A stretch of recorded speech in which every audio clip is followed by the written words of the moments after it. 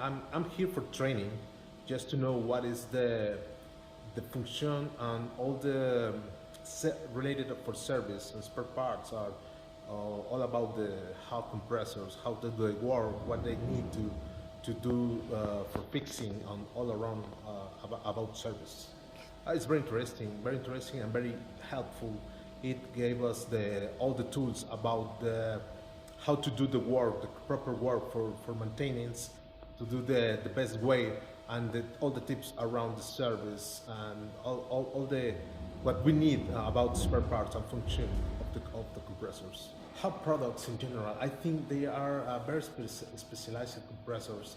They have a lot of applications and they are very interesting and could be the best option. I'm pretty sure they are the best option in oil-free compressors.